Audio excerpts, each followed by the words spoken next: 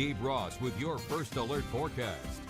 It's 9:14 on this Sunday morning. Gabe in for Gannon, of course. All eyes going to be up to the sky, hopefully with glasses. If you don't have them, don't look directly at the sun. Can't emphasize that enough with that eclipse coming in. It's going to be different compared to what we saw in 2017. The coverage way less. Starts just a hair before 2 o'clock and reaches its peak around 3:15 for us here in Wilmington, and really pretty well across all of southeastern North Carolina. It may fluctuate just by a couple of minutes depending on your geography, and wraps up closer to 4:30.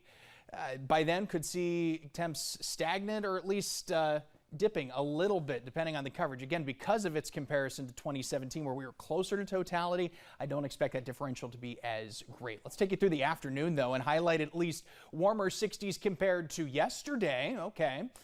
Tomorrow looking even better as we'll eventually introduce some 70s. Got to get through a night though back in the 50s and 40s. Cloud coverage once again the big question, and you may notice spots up to the north around that 40-degree mark, if not near the upper 30s. Looks like there are some frost advisories well off to the north of southeastern North Carolina because we are in the growing season. For us, 60s, 70s, even some mid-70s inland, more of a southeast breeze for us here, so it's going to bring cooler air in off the ocean and have its impact immediately along the coast. Won't so much be a factor inland, so I expect more mid-70s to get into the fold there. Cloud coverage for tomorrow, and first off, let's not negate the rest of the afternoon and evening. Looks pretty good for us. We'll stop you here around 2, 3 o'clock or so, and we got mostly sunny skies, a few patches of clouds here or there, but it should be optimal viewing if you want to go out and check out the eclipse for yourself. Notice clouds a little more numerous. This is what we were concerned about a few days ago, is how quick would those clouds fill in, but with a delay in the arrival of our next couple of systems,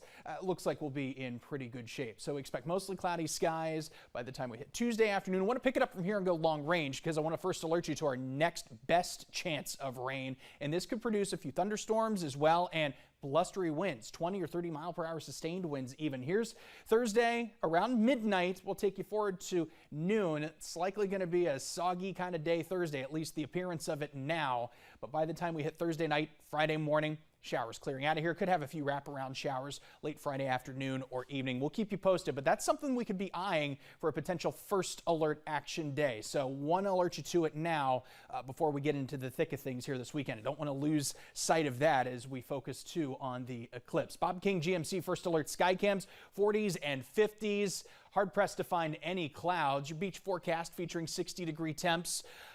Pretty calm waters too, 1 to maybe 2 foot breaking waves. Water temps near 60, a low to moderate risk for rip currents. Next high tide cycles this evening coming up around 7:05, 7:10. And just coming off a high tide cycle for the riverfront and Battleship. Small crafts urged to exercise caution about 2 foot waves offshore there, 6 seconds or so in between.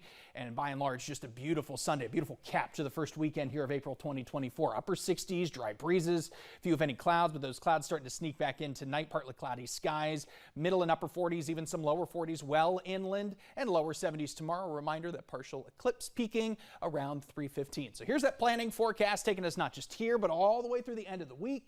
And that's where we see those rain chances really begin to spike. On the back end of that, though, looks like next weekend, Emma, is going to be pretty choice, too. Eyeing some 70s, even some potential to get back close to the lower 80s in that extended forecast. Back to you.